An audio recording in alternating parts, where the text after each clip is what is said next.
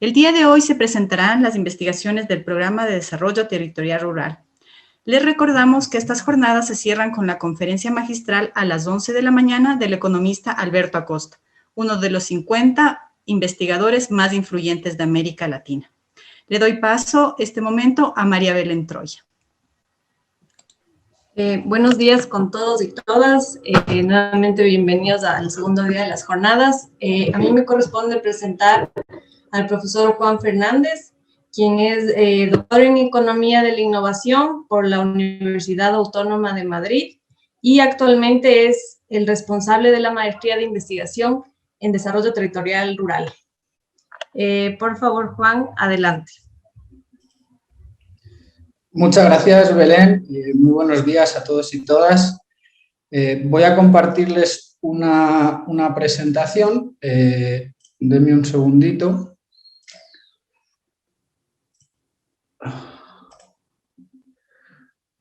Ok, no sé si me podrían confirmar alguien si se está viendo mi pantalla. Sí, se ve. Ok, perfecto. Voy a poner esto por aquí. Ok, bien, pues como bien ha indicado Carolina y María Belén, la jornada de hoy, el día de hoy, está dedicado a las presentaciones de las investigaciones relacionadas con la maestría en Desarrollo Territorial Rural. Entonces quiero hacer una breve presentación sobre nuestra maestría, pero quiero enfatizar aquellos aspectos que investigamos dentro de la maestría de Desarrollo Territorial Rural, un poco con la idea para que tengan la capacidad de posicionar las distintas investigaciones que se van a presentar en el día de hoy dentro de las distintas líneas de investigación que analizamos en esta maestría. Okay.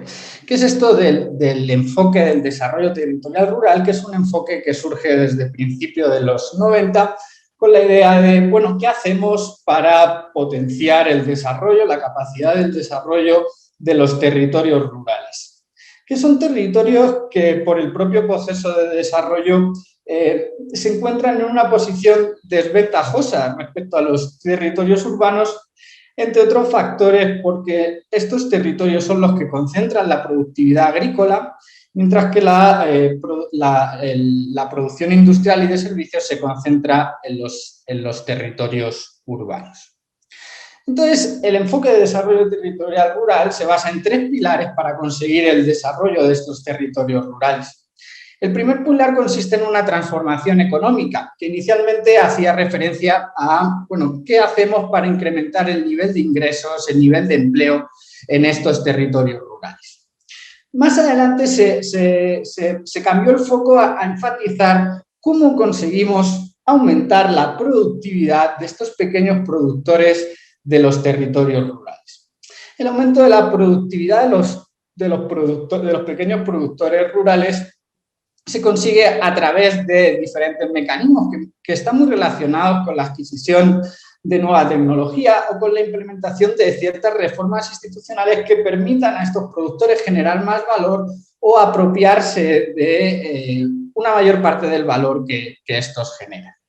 Y finalmente esta transformación económica no solo hace referencia a cambios en esta dimensión económica, aumentar la productividad, aumentar los ingresos, sino que también hace referencia a cómo vamos a mejorar las condiciones de vida de las personas que viven en estos territorios, no solo en un sentido económico, sino en un sentido de sus capacidades, de sus libertades, más en esta temática relacionada con la discusión de Amartya Sen. El segundo pilar, que es la base del enfoque de desarrollo territorial rural, es una transformación institucional. Y la idea es que esta transformación económica que queremos conseguir en los territorios rurales no se va a producir si no viene acompañada de una transformación institucional. ¿Una transformación institucional en qué sentido? En el sentido de aumentar las capacidades de gestión de estos territorios, en el sentido de aumentar la participación de los distintos agentes que forman parte de los territorios, en el sentido que haya transparencia, rendición de cuentas, en el sentido de generar unas ciertas instituciones inclusivas que permitan aprovechar todo el talento productivo que existen en cada uno de los territorios. Finalmente, el tercer pilar del enfoque de desarrollo territorial es lo que se conoce como la gobernanza ambiental. Y es que un territorio no es otra cosa que un conjunto de agentes que compiten por el uso de los recursos, y ese uso de los recursos genera un impacto ambiental y es necesario generar marcos institucionales que propicien un uso adecuado de los recursos, un uso eficiente de los recursos que no tenga un impacto ambiental, que sea sostenible ambientalmente. Entonces, la idea es cómo alcanzamos estos objetivos, cómo logramos el desarrollo territorial rural. Bueno, pues el punto de partida es comprender a estos territorios, entender a estos territorios. Y esta es un poco la idea fundamental de nuestra maestría. ¿Qué es lo que sabemos de los territorios rurales? En primer lugar, es que son ampliamente heterogéneos. Sí, efectivamente estoy diciendo que los territorios rurales concentran actividades agrícolas, actividades primarias, pero realmente cuando vamos a los territorios rurales de un país vemos que son altamente heterogéneos, ¿no? Bueno, en el caso de Ecuador es muy claro, ¿no? No es lo mismo los territorios rurales que tenemos en la costa, en la Amazonía o en la sierra. Geográficamente son muy distintos. Productivamente, aunque efectivamente predomina la presencia del sector primario, las actividades productivas son muy distintas. Unos están más dedicados a ciertos productos agrícolas, otros a la pesca. Es decir, hay una gran heterogeneidad de estos territorios y esto supone un problema a la hora de implementar políticas, porque no se pueden hacer políticas, digamos, agregadas que pensemos que vayan a facilitar el proceso de desarrollo de los distintos territorios rurales, sino dado que estos territorios son heterogéneos, van a necesitar medidas particulares y específicas en cada uno de ellos. Los territorios rurales también son heterogéneos en el sentido de los agentes que componen estos territorios, porque los territorios rurales no solo están compuestos por campesinos, hay asalariados rurales, hay jóvenes, hay empresarios, hay financieros. Entonces hay que entender un poco esta diversidad de agentes que componen los territorios. También existe diversidad de los propios agricultores. Hay territorios rurales donde la mayoría de los agricultores son agricultores de subsistencia, mientras que en otros territorios hay agricultores más consolidados que se integran en cadenas locales o nacionales de valor. Incluso dentro de los propios territorios vemos diversidad de estos agricultores. También hay diversidad de los territorios en un sentido de cómo se organizan socialmente. Hay algunos que prefieren organizarse como pueblos, otros como comunas, como barrios. Y esta organización social también es parte de esta heterogeneidad de los territorios. Y otro aspecto importante es hasta qué punto ha habido un grado de desarrollo agroindustrial dentro del territorio que permita a sus agentes poder obtener otras actividades laborales que no estén directamente relacionadas con la agricultura. Otro aspecto que se analiza y que debemos comprender sobre estos territorios está relacionado con la influencia del proceso de globalización.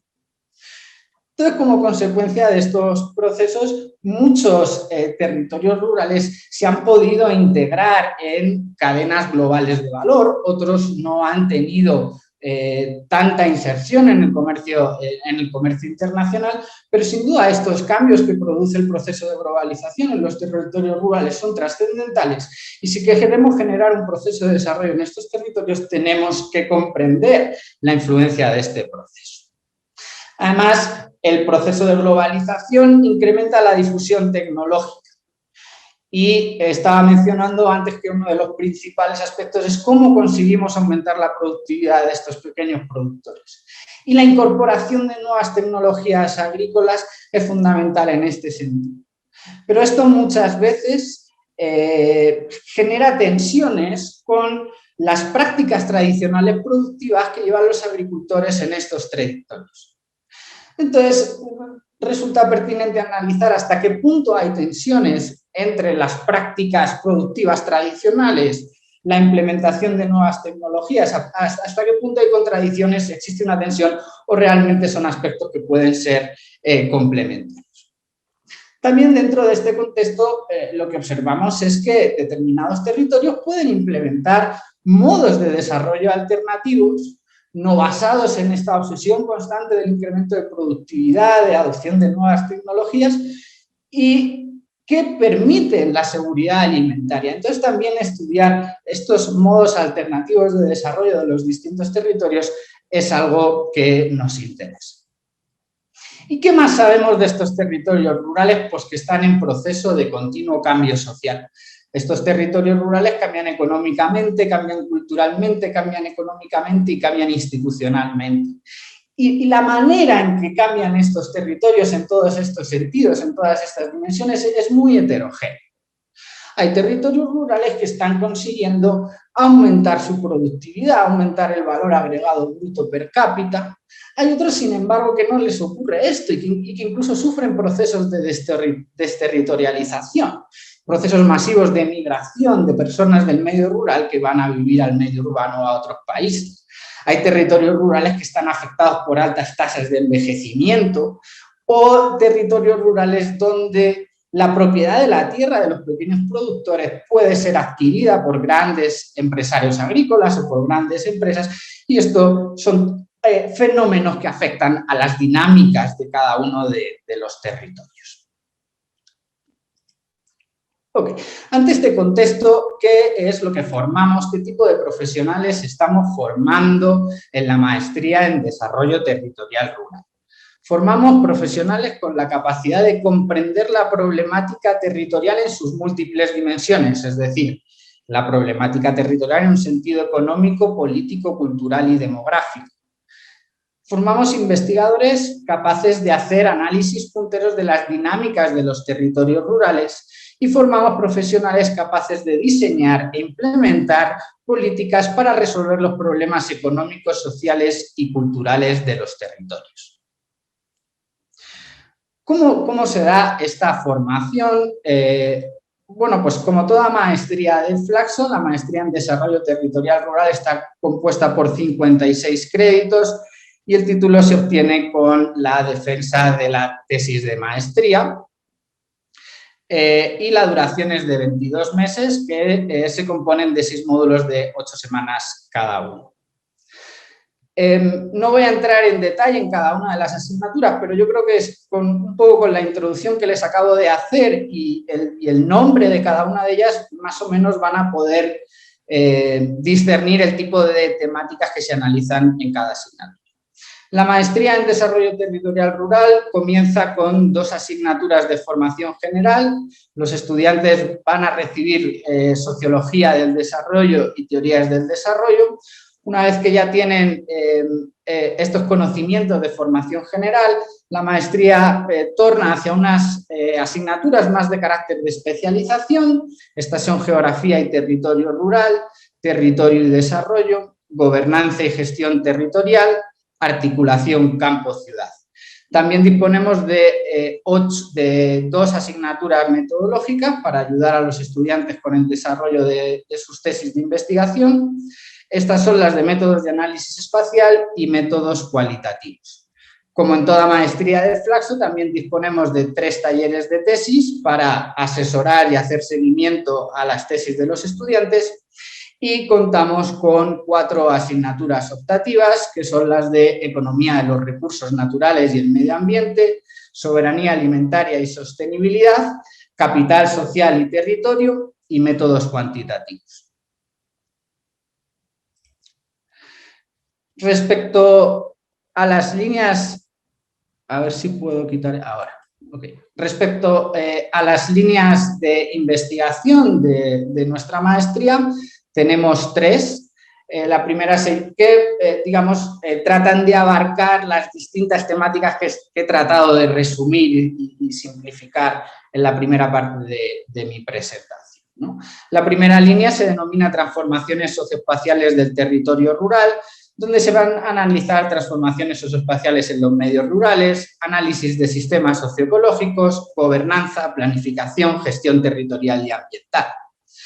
La segunda línea de investigación es la línea de soberanía alimentaria y sustentabilidad, donde se hace un análisis territorial del sistema agroalimentario, sostenibilidad y autonomía de los sistemas productivos de distribución y consumo en los territorios rurales y análisis de redes alternativas de alimentos con potencial de desarrollo endógeno de los territorios. La última línea de investigación es la línea de sociología del territorio rural, donde se analiza la articulación de los territorios rurales con la economía local y nacional, articulación campo-ciudad, análisis de las dinámicas sociales, económicas y ambientales de los territorios rurales y análisis de los procesos de diferenciación social, vinculación mercantil en los patrones de consumo. Finalmente, y sin duda la mejor parte de esta asignatura, de esta maestría, es su magnífico cuerpo docente. Aquí les tengo a los profesores principales que componen el cuerpo docente de la maestría. No obstante, para algunas asignaturas se cuenta con profesores extranjeros o con profesores invitados expertos en cada una de las temáticas. El primer profesor es el profesor Luciano Martínez, que es doctor en Sociología por la Universidad de París III, Sorbonne Nouvelle. Y aprovecho para decir que Luciano Martínez también es el coordinador del doctorado de Desarrollo Territorial, porque, bueno, en Flaxo también contamos con un doctorado de Desarrollo Territorial que puede ser, efectivamente, la prolongación de los estudios de la maestría para aquellas personas que estén interesadas en profundizar en estos aspectos y en realizar un doctorado. En la actualidad, Luciano Martínez es el coordinador del doctorado. La otra profesora que nos acompaña es Miriam Paredes, PhD en Sociología Rural por la Universidad de Wageningen, en Países Bajos, que además es la coordinadora del Departamento de Desarrollo, Ambiente y Territorio, que hospeda las jornadas en las que estamos presentes. La otra profesora es la profesora María Fernanda López, que es PhD en Geografía por la Universidad de Ratisbona, Alemania, y que además es la actual subdirectora de Flaxo. El otro profesor es el profesor Diego Martínez, PhD en Ciencias Sociales por la Universidad de París-Saclay, Francia, que me comentaban que está delicado de salud y aprovecho para mandarle un saludo y desearle una pronta recuperación. Y finalmente, mi persona, que como Belén me introdujo, soy Juan Fernández, doctor en Economía por la Universidad Autónoma de Madrid. Bueno, les agradezco mucho su asistencia y su interés. Indicarles que contamos con una página en Facebook. Pueden poner en Facebook Maestría de Desarrollo Territorial Rural para que puedan ver un poco el tipo de temáticas y el tipo de áreas que nos interesan dentro de esta maestría. Bueno, con la intención de no tomar más tiempo, volverles a agradecer su asistencia y si tienen algún tipo de pregunta, pues estoy encantado de responderla. Muchísimas gracias. Muchas gracias, Juan. Si es que tienen alguna consulta, por favor, si la pueden hacer este momento, si no, les recordamos que la pueden hacer por el chat poniendo su correo electrónico al lado.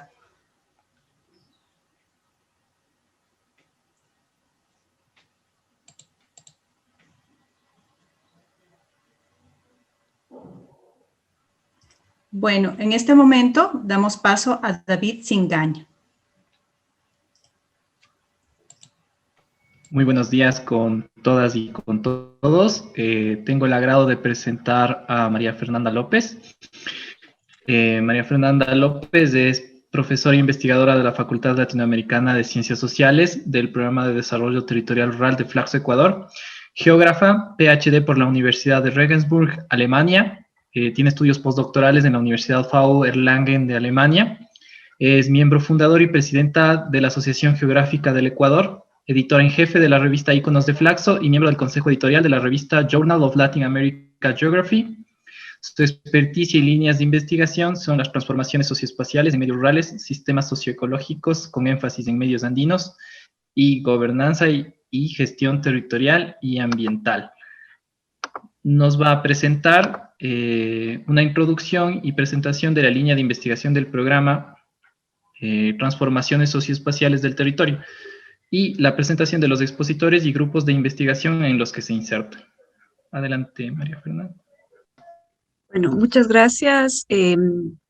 Gracias, David. Muchas gracias, Carolina, Juan, a todos los del departamento también. Gracias por la organización de este evento y obviamente a todos nuestros invitados que se han unido esta mañana para revisar lo que trabajamos en nuestro departamento. Muchas gracias por su interés y atención en Flaxo.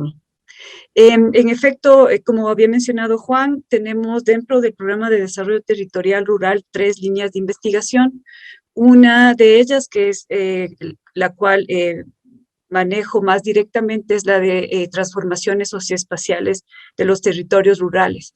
Esta línea se enfoca desde la perspectiva, digamos, de la materialidad espacial, el entender cómo los diversos procesos, en el contexto de lo que explicaba Juan, los procesos sociales, económicos, ambientales, van dando una nueva configuración a los territorios rurales y de manera particular trabajamos con estas aproximaciones de los sistemas socioecológicos. Por la trayectoria de investigación que manejo, hay un enfoque regional en las áreas andinas, en los medios altoandinos principalmente. Adicionalmente, hemos estado trabajando y fortaleciendo la noción de gobernanza territorial, gobernanza ambiental dentro de lo que es el Programa de Desarrollo Territorial Rural.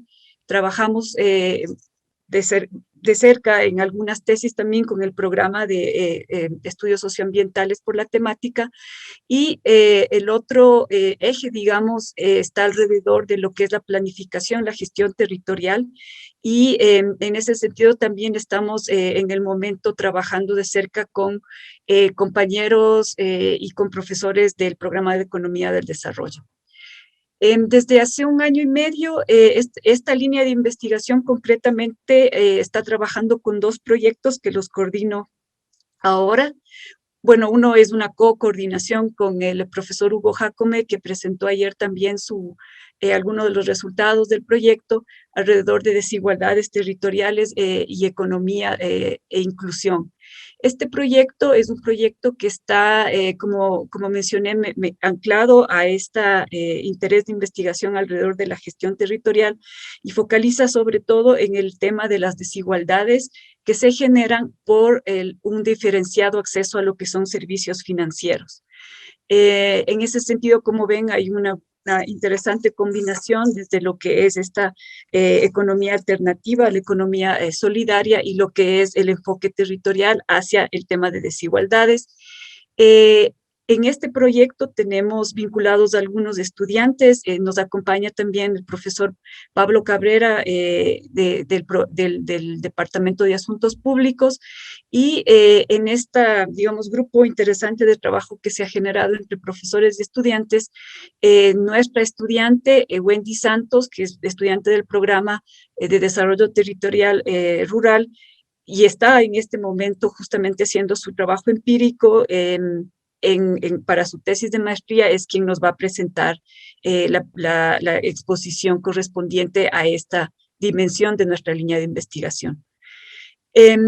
Había mencionado que otro de los puntos que se involucran en esta línea de transformaciones socioespaciales es lo relacionado a la gobernanza, y de manera particular estamos trabajando con en un consorcio también de cooperación entre Flaxo, el Servicio Académico de Intercambio Alemán y la Universidad de Erlangen en Alemania, en otro proyecto alrededor de la gobernanza en reservas de biosfera y la vinculación que mantienen este tipo de coordinación sectorial con la gobernanza territorial rural, particularmente con lo que son organizaciones mancomunadas de gobernanza de parroquias rurales y también de cantones en ciertas provincias del país.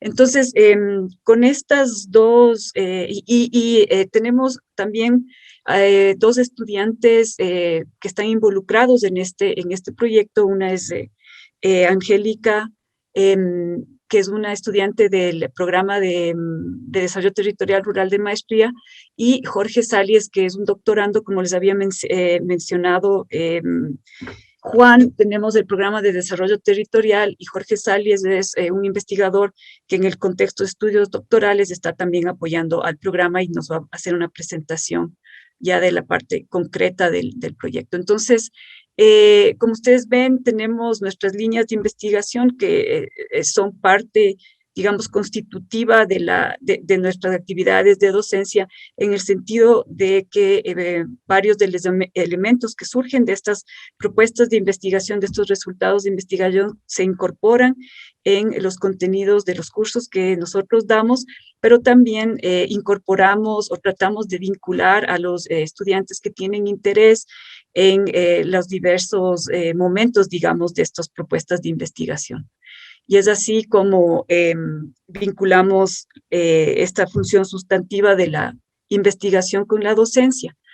En el caso concreto, por ejemplo, de este programa de gobernanzas de reserva de biosfera, también existe un componente de una generación de cursos de formación continua que, bueno, por la situación ahora que conocemos que hemos tenido que ir retrasando todo este tipo de intervenciones, pero es parte también del proceso de integración, ¿no?, que tenemos entre docencia y investigación por un lado, y en formación continua hacia lo que es la vinculación.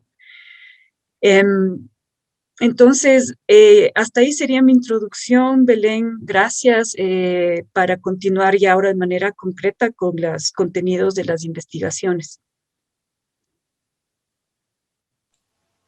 Muchas gracias, María Fernanda. Damos paso de igual manera a David Singaña.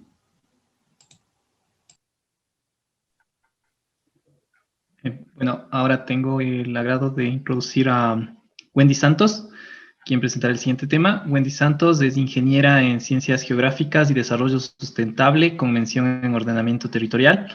Es maestrante de Desarrollo Territorial Rural y actualmente participa en el proyecto Desigualdades Territoriales en la Inclusión Económica y Financiera en el Ecuador, del Fondo de Desarrollo Académico Flaxo. Entre las principales investigaciones que ha participado, destaca la incidencia del calentamiento global en el Ecuador, de la Pontificia Universidad Católica del Ecuador. Es especialista en sistemas de información geográfica aplicados a entender la diversidad de fenómenos socioespaciales y procesos de planificación y desarrollo territorial a través de métodos de análisis de datos geoespaciales. Ella nos presentará el tema Territorio y Mujeres, el desequilibrio de las microfinanzas en la economía popular y solidaria, del grupo Economía y Territorio. Por favor, quienes tengan inquietudes, dejarlas en el chat junto a su correo electrónico. Adelante, Wendy. Muy buenos días con todos. Bueno, voy a continuación a compartirles una pequeña presentación del trabajo que he venido realizando. Muchas gracias por la presentación. Sí me gustaría, mencionar que yo he venido integrándome al grupo de investigación dentro del Fondo de Desarrollo Académico que tiene Flaxo dentro de este proyecto denominado Desigualdades Territoriales en la Inclusión Económica y Financiera en el Ecuador. También me gustaría mencionar que como estudiante de la maestría de desarrollo territorial, en función de los conocimientos que ya tenía y los que he venido adquiriendo dentro de la maestría, he podido vincularme a este proyecto. Adicional, también me gustaría mencionar que soy una de las beneficiarias de la beca de investigación que otorga Flaxo como apoyo para el desarrollo del trabajo de campo y tener investigaciones con datos empíricos mucho más fundamentados. En este sentido, doy paso a mi presentación. Como ya se mencionó, trata sobre el territorio y mujeres, el desequilibrio de las microfinanzas de la economía popular y solidaria.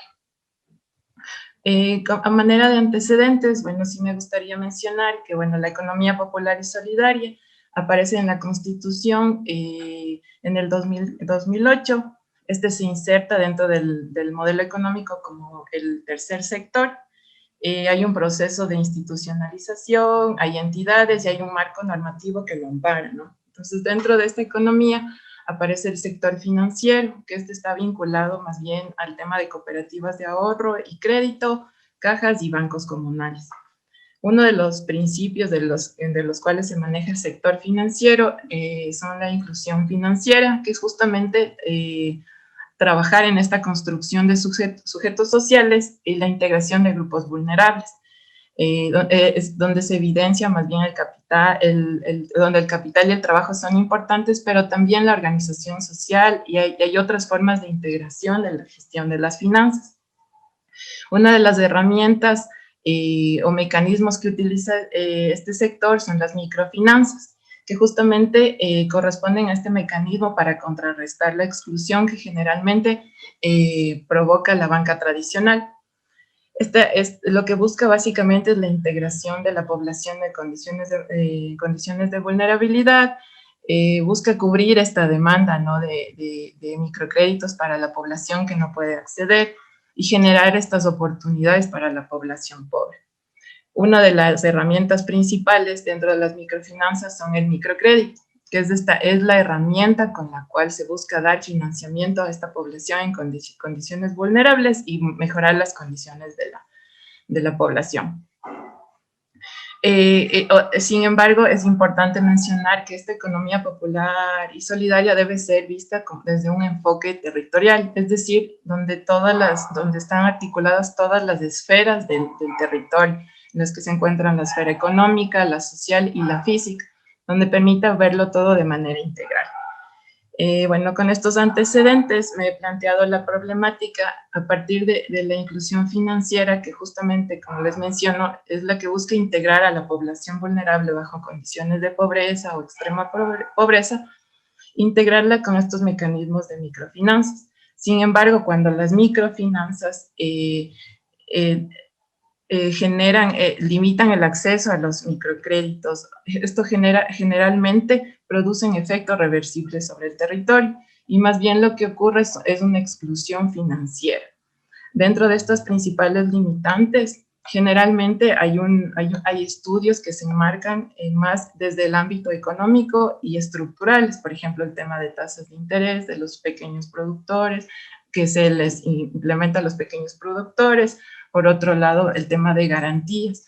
Sin embargo, la presente investigación lo que busca es entender si es que existen limitaciones sociales y físicas, por ejemplo, sociales, las relacionadas al tema de género o segregación por tipo de etnia, por ejemplo, y las limitantes físicas, que generalmente el territorio rural son zonas remotas, están dispersas. Más bien estas microfinanzas o estas entidades están concentradas en las ciudades principales, dejando de lado las zonas rurales, y cómo esto impacta dentro del acceso al microcrédito. En este sentido, bueno, me enmarco en la presente investigación en tres líneas grandes teóricas, partiendo del enfoque territorial. Como les mencionaba, es importante encontrar esta articulación entre las tres esferas del territorio, la física, la social y la económica. La economía popular y solidaria, que justamente busca entender estos mecanismos para trabajar articuladamente el ser humano con el medio ambiente y el desarrollo territorial, que abarca todos estos componentes.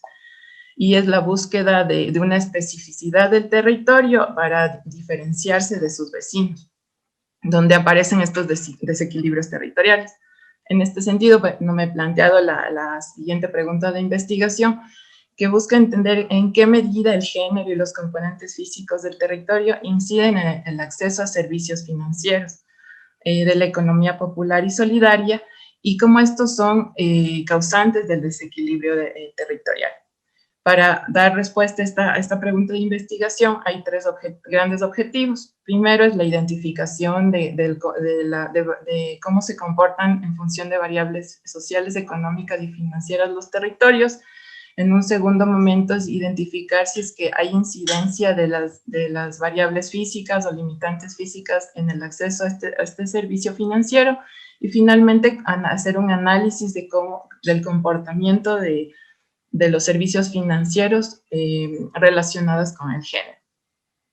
Dentro de la metodología que he aplicado, bueno, yo la he determinado como una metodología sistemática, puesto que todas las actividades están concatenadas, cada objetivo, el resultado de uno depende del otro. La unidad de análisis es la provincia inicialmente y después el cantón. Se utiliza fuentes de datos de entidades oficiales en el periodo del 2018.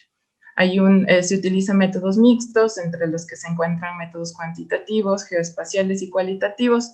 Entre los cuantitativos y geoespaciales se han aplicado herramientas de estadística espacial y análisis espacial, por ejemplo, métodos de clúster, o aplicación de regresiones lineales, pero con un ámbito más espacial. Otra de las actividades que se han realizado también, bueno, la recopilación, revisión de datos, depuración, análisis y procesamiento y geoprocesamiento de datos como tal. En función de esta metodología, se presentan a continuación algunos resultados. Cabe mencionar que es una investigación que se encuentra en fase de desarrollo y estos han sido uno de los principales resultados. Dentro de los primeros resultados están, por ejemplo, los territorios socioeconómicos homogéneos, que busca responder cómo se agrupan los territorios en función de características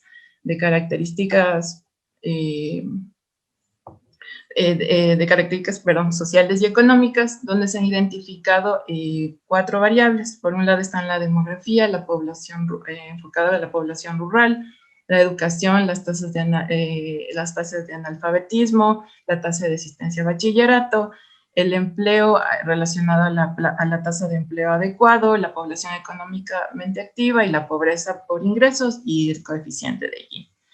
En función de esto, en la fase de preparación se trabaja toda la base de datos y se implementa un proceso de un método de clusterización no supervisado, jerárquico aglomerativo, que básicamente es ir agrupando las unidades de manera ascendente. Y dentro de la validación se aplican métodos estadísticos para identificar que efectivamente entre los clústeres existen diferencias, con lo cual da como resultado que hay una conformación de clústeres, o sea, son clústeres bastante bien conformados. Un poco para que se pueda observar, en el mapa se diferencian los diferentes clústeres que se han conformado. Sin embargo, para la presente investigación, en función del diagrama de dispersión que encontramos en la parte de abajo, se determina que el clúster número 2 es el clúster que se encuentra en condiciones bastante diferenciadas en cuanto a desigualdad y educación y a pobreza y empleo. Dentro de este clúster se encuentran provincias como Cotopaxi, Chimborazo, Los Ríos, Bolívar, Cañar y Manabí. Es decir, que son provincias que en función de estas características y variables identificadas tienen condiciones bastante diferenciadas del resto. El siguiente resultado es a partir de este clúster identificado con variables socioeconómicas, se identifica cómo están relacionados los microcréditos en los cantones. Esto básicamente, aquí se aplica un método de análisis de autocorrelación espacial, que se basa en este postulado de Tobler, en el que menciona que todo está relacionado en el espacio. Sin embargo, lo que está más cercano está mucho más relacionado que lo lejano.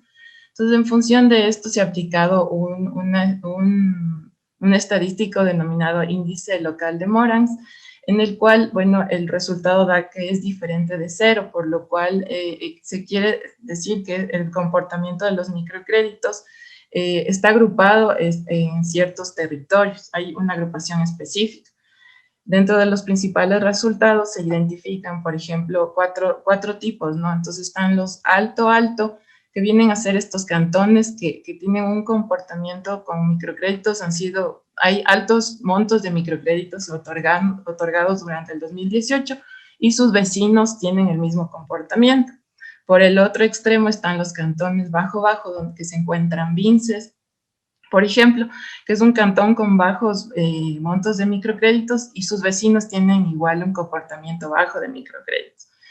Sin embargo, en esta investigación llama mucho la atención en los otros extremos, puesto que, por ejemplo, en el extremo alto-bajo se evidencian el cantón Puerto Viejo y Chone. Aquí lo que ocurre es que estos cantones son cantones con altos montos de microcréditos, pero sus vecinos tienen montos de créditos bajos, ¿no? Entonces aquí se rompe este elemento de autocorrelación espacial.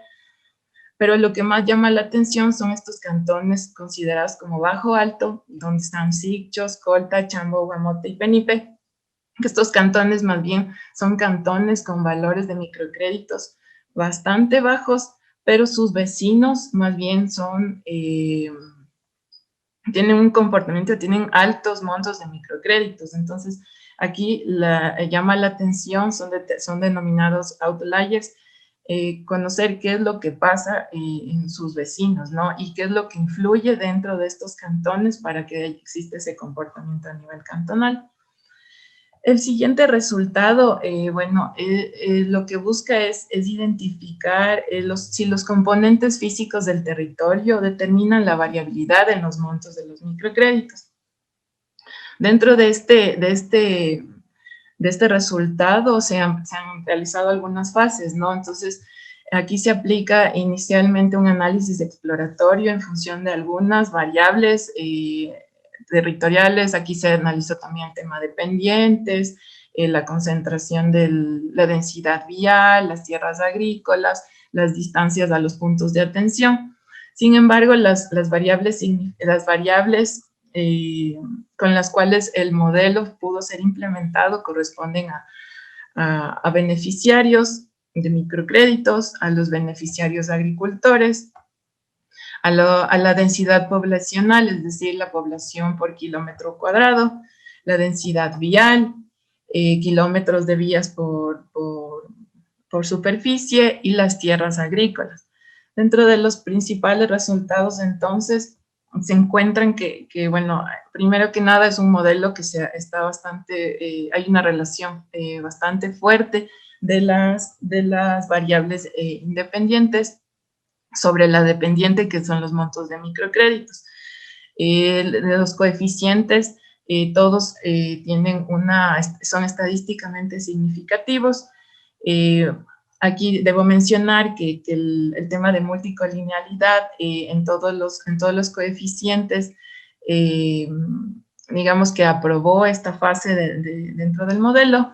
Hay una prueba de normalidad también que se aprueba. Sin embargo, en la prueba existe heterocedasticidad dentro del modelo.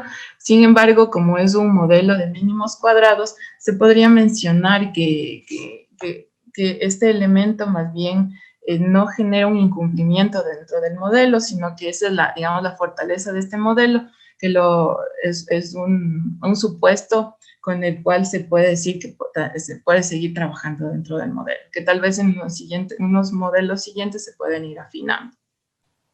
Wendy, disculpa que te moleste, ya para ir cerrando nos queda solo un minuto, gracias. Ya, listo. El siguiente modelo es el geográficamente ponderado, donde básicamente lo que se evidencia es cómo este modelo corre en cada una de las unidades espaciales.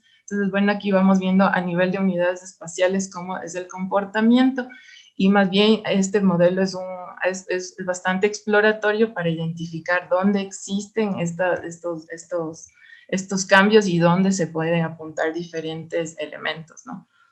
Otro elemento son los coeficientes. Estos coeficientes más bien lo que determinan es cómo cada una de estas variables impactan dentro del modelo. Entonces aquí las tonalidades rojas son en función de cada variable en cada unidad espacial. El siguiente elemento, y ya para finalizar, es como el tema de los servicios financieros y el acceso a mujeres. Cabe mencionar que todavía existe una brecha. Sin embargo, en esta brecha es importante mencionar que por ejemplo, elementos como aún existen brechas incluso en el acceso a servicios financieros de cuentas básicas. Aproximadamente es más del 20% de la diferencia que existe entre hombres y mujeres.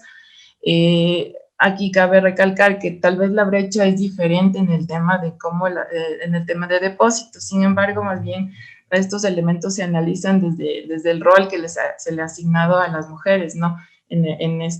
Más bien de hacer este tipo de transacciones. A nivel espacial podemos ver que las brechas se ven más claramente, son más del 15% en estos cantones dentro de las provincias de Manabí, por ejemplo, y de Los Ríos. Entonces, lo que aquí se intenta evidenciar más bien es, está sucediendo, pero el tema también aquí es dónde está sucediendo, y aquí es donde entran estos análisis, ¿no? Dentro del grupo de mujeres también existen brechas en acceso a servicios. Aquí, por ejemplo, bueno, así rápidamente, es importante evidenciar el tema de los grupos vulnerables. Todavía hay esa exclusión a este tipo de algunos servicios en mujeres mayores de 70 años. Sin embargo, entre las mujeres en edad de trabajar todavía sí hay acceso a estos servicios. En el siguiente gráfico, así rápidamente, quiero identificar... Wendy, por favor, tenemos que terminar porque ya tenemos el nuevo presentador. Gracias. Listo. Finalmente, a manera de conclusión, bueno, sí quería mencionar más bien los retos a futuro, que todos estos elementos me han permitido identificar cómo es la situación, pero lo que intento buscar es qué está ocurriendo, pero básicamente la pregunta principal es dónde está ocurriendo, y es ahí donde entran los estudios a nivel local, y básicamente la integración de estos métodos geoespaciales a los estudios de las ciencias sociales. Eso, muchas gracias, y disculpen por extenderme un poco en la presentación. Gracias. Muchas gracias, Wendy. En este momento damos paso a Tatiana Pulido. Muy buenos días a todos. Digamos que en este momento vamos a recibir a Jorge Salles. Él es un biólogo con casi 30 años de experiencia, profesional en conservación biológica, responsabilidad social corporativa y análisis de políticas de sustentabilidad. Ha publicado extensamente trabajos sobre estos temas, en particular sobre la conservación de aves rapaces. Tiene una maestría en estudios socioambientales de la Flaxo, sede Ecuador. Su tema de tesis se relaciona con el turismo de naturaleza y patrones de uso de suelo en el noroccidente de Pichincha. Actualmente cursa su doctorado en desarrollo territorial en la misma institución, y su investigación doctoral gira en torno a la restauración ecológica como fuerza motriz para la innovación en la gobernanza territorial, específicamente en contextos caracterizados por la presencia de reservas de biosfera. Él nos va a hacer la presentación de su trabajo de investigación relacionado con paisajes de innovación, manejo de sostenibilidad de la tierra y gobernanza territorial en 2 reservas de la biosfera andina, perteneciente al grupo de gobernanza territorial y conservación. Les recuerdo que pueden dejar sus preguntas a través del chat para que se respondan vía correo electrónico. Muchas gracias, Jorge. ¿Sigues, por favor? Buenos días, muchas gracias. ¿Sí se ve mi pantalla? Sí, Jorge. Sí, Jorge, se ve perfecto. Bueno, muchas gracias. Gracias al departamento por darme esta oportunidad. Voy a conversarles brevemente acerca de mi proyecto doctoral, lo que estoy investigando yo. El tema es paisajes de innovación, manejo sostenible de la tierra y gobernanza territorial en 2 reservas de biosfera andina. Como les mencionó María Fernanda, mi investigación está insertada dentro de un programa de estudios y de investigación más grande dentro del departamento. Es parte del grupo de gobernanza territorial y conservación. Antes quisiera empezar hablándoles un poco, especialmente a ustedes que estén considerando la idea de embarcarse en la gran aventura que es un doctorado. Los doctorados sirven para profundizar y construir conocimiento. Son principalmente acerca de investigación. Y aquí le estoy hablando particularmente a aquellos que han ya hecho maestrías. Saludo a Fernando, compañero mío en la maestría de estudios ambientales de la Flaxo. Entonces, de la maestría salimos con las herramientas para poder profundizar nuestras habilidades de investigación, para generar conocimientos nuevos. Y también, si nos interesa incidir en procesos sociales de los cuales tenemos interés. La incidencia es por el lado académico, ¿no? Es principalmente en términos de un aporte teórico a una problemática de interés. En mi caso particular, yo soy biólogo. Mi problemática de interés, lo que me interesa a mí, sobre lo cual quiero incidir, es la conservación biológica, la conservación de la biodiversidad y específicamente aportar al manejo de las reservas de biosfera de UNESCO, que en breve les voy a explicar un poquito de qué se trata esa categoría. Y el proceso sobre el cual me gustaría aportar son los patrones de gobernanza territorial. los patrones de cooperación y de coordinación entre diferentes grupos sociales en aras de lograr plasmar una visión común de lo que debería ser el devenir de un territorio. Y en definitiva, o en esencia, el doctorado implica dos procesos concomitantes. Uno es un proceso guiado de delimitación teórica y conceptual. Aquí tenemos las clases que tomamos una serie de clases, hay los talleres de tesis y el apoyo personalizado de nuestros asesores de tesis, expertos que nos ayudan a delimitar nuestra área de investigación. Pero a su vez es un proceso de crecimiento personal, es una experiencia que depende de nuestro nivel de compromiso y de trabajo que nosotros, el ritmo del cual nosotros nos ponemos, ¿no? Estoy hablando principalmente de la investigación de la tesis doctoral. Pasamos más de 1 año y medio del programa trabajando por nuestra cuenta y también tenemos que cumplir una serie de otros requerimientos que nos aportan al crecimiento profesional y académico de cada uno de nosotros. Tenemos que ser asistentes de cátedra, asistir a congresos, hacer publicaciones. En términos de mi investigación en particular, entonces la pregunta es de qué manera las intervenciones dirigidas al manejo sostenible de la tierra fomentan innovación social en la gobernanza territorial. Y el objetivo central surge de esa pregunta es, quiero establecer los mecanismos por medio de las cuales las intervenciones de manejo sostenible de la tierra fomentan innovación social y específicamente en 2 reservas de biosfera del Ecuador. La Reserva de Biosfera Chocó Andino, aquí en el noroccidente de Pichincha, y la Reserva Bosque Seco, principalmente en Loja, en 7 cantones de Loja, aunque también cantones en el Oro, ¿no? El marco conceptual, entonces, ¿de qué se trata este manejo sostenible de la tierra? Es un enfoque integrado de conservación, de cobertura vegetal, de recursos naturales, suelo y agua, y la idea es optimizar el potencial productivo de los paisajes, pero aplicando consideración explícita de los diferentes tipos de valores y usos a los cuales se puede, con los cuales se puede manejar el suelo. La idea es optimizar el panorama de diferentes usos a los cuales se puede aplicar el espacio de un territorio, un paisaje, para maximizar el beneficio humano. Implica principalmente dos ejes de intervención. El uno es la creación de paisajes multifuncionales, que es una idea que establece que dentro de una unidad superficial se pueden establecer un mosaico de diferentes usos y que de esa manera se genera una integración de diferentes funcionalidades y potenciales del suelo para rendir múltiples o cumplir múltiples objetivos a la vez. Conservación biológica, producción, mantenimiento cultural, etc. Y el otro es la restauración ecológica, que es volver a generar o atraer las potencialidades ecológicas de superficies que han sido degradadas por acción humana. Y en términos sociales, la innovación en gobernanza territorial, que son procesos de cambio, de evolución, de ruptura con los sistemas o las maneras tradicionales de hacer las cosas. Y específicamente con respecto a las coordinaciones horizontales y verticales entre diferentes actores que tienden hacia movilizar capital territorial para implementar una visión conjunta y común del futuro de un territorio. Entonces ahí combino las ideas de innovación social y gobernanza territorial. El aporte teórico, hay una escuela de desarrollo territorial que plantea que la innovación en general, innovación productiva, innovación social, es un factor determinante en el desarrollo territorial.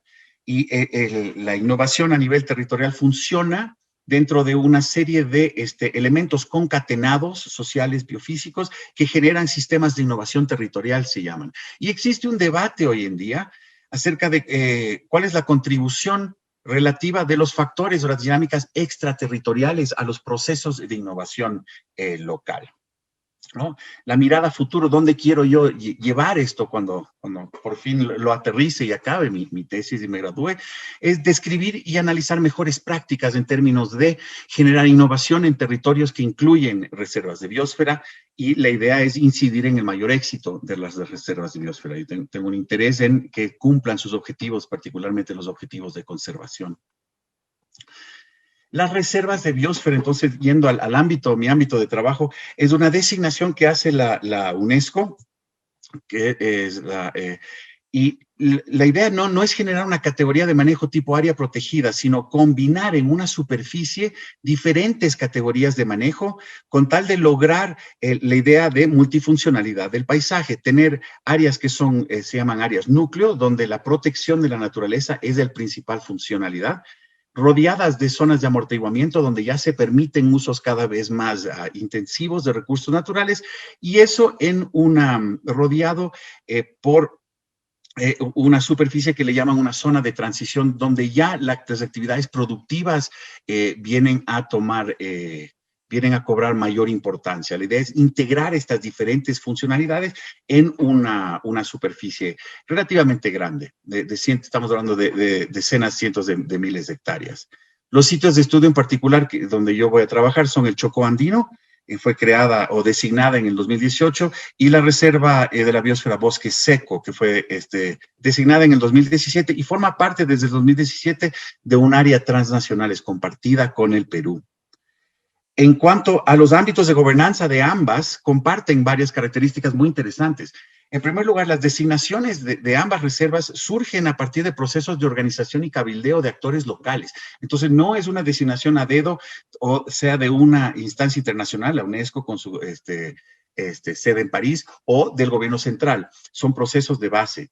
En ambas existen mancomunidades, en el Bosque Seco cantonal, en el Chocó Andino parroquial. Entonces, las estructuras de gobernanza, por el lado del sector público, hay agrupaciones de unidades administrativas. Eso en sí es innovador dentro del ámbito ecuatoriano. En ambas existen factores de presión que inciden significativamente sobre las dinámicas sociales y el manejo de la reserva de biosfera. En el Bosque Seco, las presiones relacionadas a la gestión internacional, es un manejo internacional. En el Chocó Andino, la minería. Ambas de estas regiones son hotspots de biodiversidad, entonces generan mucho interés a nivel internacional y por parte de comunidades epistémicas extraterritoriales, en ONGs, la academia, de generar procesos de conservación. Y en ambas existen experiencias de manejo sostenible de la tierra. En el Chocó Andino, específicamente con alrededor de restauración forestal, y en el Bosque Seco la preocupación principal es el déficit hídrico, es muy seca la región. Este es un mapa del Chocó Andino, está ubicado aquí muy cerca de Quito. Las características de las reservas es bosque montano húmedo, principalmente tiene un rango altitudinal muy, muy amplio. Hasta hace poco sufría un proceso importante de inmigración y de deforestación. La expansión de la frontera agrícola interna está subsidiando, lo cual es importante. La cercanía a Quito y una muy buen posicionamiento turístico internacional, turismo de naturaleza, hace que se esté consolidando la actividad del turismo de naturaleza en la región. Ese fue el tema de mi tesis de maestría. Y también hay un importante movimiento de creación de áreas protegidas cantonales y privadas en lo que eventualmente va a ser la reserva. Empieza desde antes y hoy en día, entonces la reserva tiene, las áreas núcleos son principalmente áreas protegidas cantonales y privadas, no estatales. Este es un mapa del Bosque Seco, como ven, integra áreas del Ecuador y del Perú. Aquí las dinámicas son diferentes, el ecosistema es diferente, es bosque tropical seco, matorral. Es una región que tradicionalmente expulsa población y que está alejada de centros urbanos mayores y por ende no goza de una articulación económica a nivel regional en la medida en que el Chocó Andino sí. La producción agrícola del Chocó Andino tiene muy fácil acceso a los mercados urbanos de Quito. La actividad turística en base a la naturaleza es incipiente, la están fomentando, pero todavía no despega.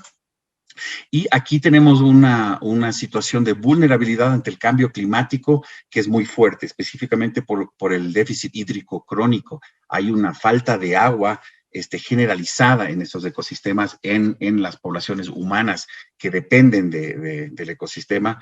Así que el manejo de agua y el manejo sostenible de la tierra en función de la provisión de servicios ecosistémicos de agua es muy importante.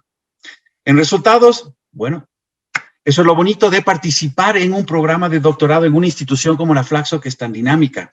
Yo recién estoy a mitad de mi proceso, recién he entregado lo que se llama el examen doctoral, que implica la primera fase, que es la delimitación teórica, conceptual y metodológica de lo que quiero hacer. Todavía no salgo a campo, entonces no tengo resultados todavía. Tengo unas muy interesantes ideas acerca de cómo funciona la situación, cuál es la contribución de ONGs extraterritoriales en términos de los procesos de innovación de gobernanza territorial. No quiero adelantar nada porque, como digo, todavía no salgo a campo, pero les repito, si están pensando en hacer un doctorado, Flaxo es un lugar ideal para hacerlo. La comunidad académica que tenemos, el grado, el nivel de discusión, de cooperación, de enlazamiento con otras actividades y esfuerzos, es fantástico y realmente genera un ambiente de crecimiento personal y académico que es inigualable en el Ecuador.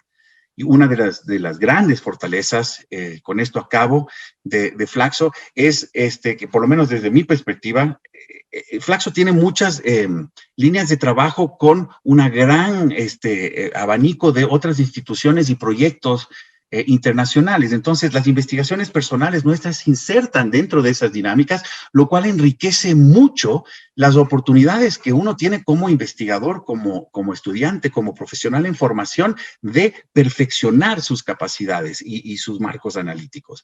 En este caso, mi investigación se involucra con un proyecto en curso de la Universidad Friedrich Alexander en Erlangen, que es cerca de Nuremberg. El proyecto es acerca de conservación de biodiversidad y en reservas de biosfera en nuestro bello y mega biodiverso país, del cual quisiera yo poder, a través de mi investigación y del apoyo que estoy recibiendo de todos los docentes, mis compañeros de la comunidad Flaxo en general, poder aportar con la investigación que estoy llevando a cabo. Y con eso les agradezco por su atención. Gracias, Jorge. Muchas gracias, Jorge, por tu presentación. En este momento damos paso a Vanessa Céspedes. Buenos días a todos. A continuación, Nicolás Vallejo nos expondrá su investigación sobre juventudes rurales. Nicolás Vallejo es economista de la Pontificia Universidad Católica del Ecuador, especialista en políticas públicas para la igualdad en América Latina por Flaxo Brasil. Actualmente es maestrante de la Maestría de Desarrollo Territorial Rural. Fue consultor externo del Fondo de Población de Naciones Unidas en materia de juventud y funcionario público y consultor en temas de desarrollo, ordenamiento territorial y políticas públicas de inclusión de jóvenes. Actualmente se encuentra realizando su investigación sobre juventudes rurales y sobre eso nos va a contar a continuación.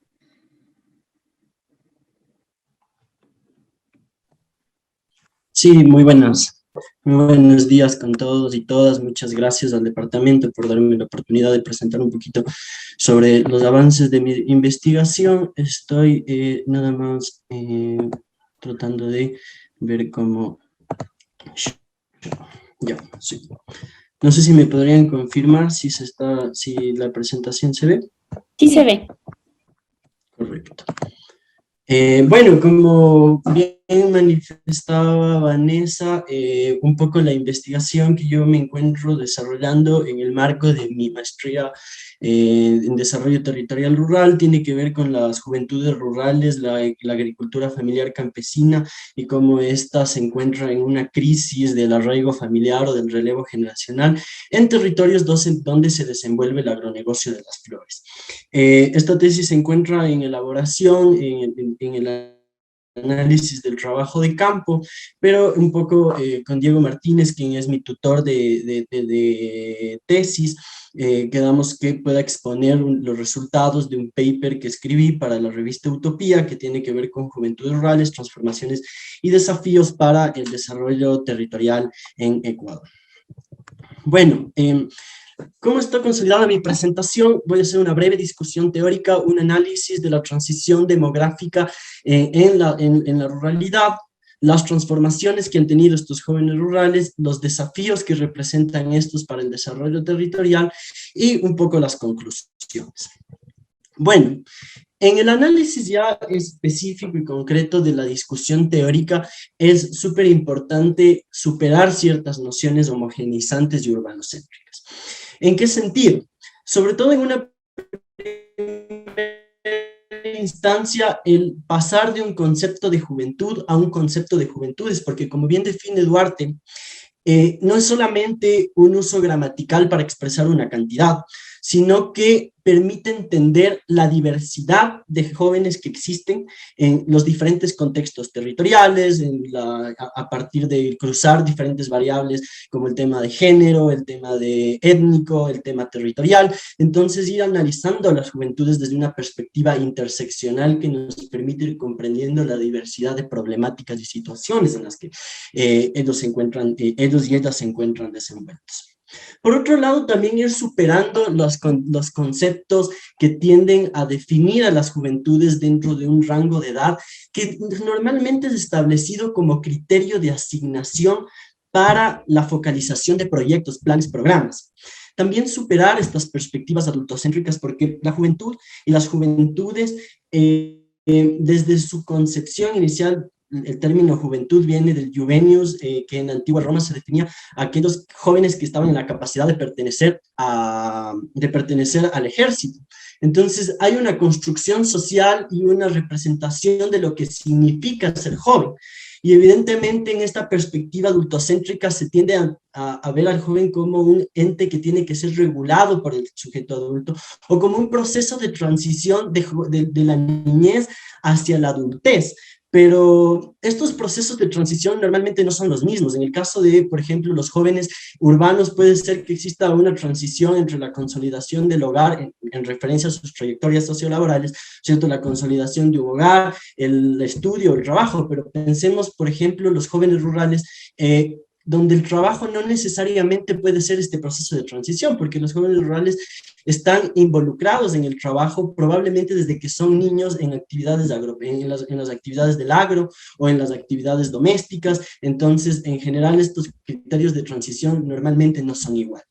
Entonces, hay que comprender a las juventudes en una relación tiempo-espacio.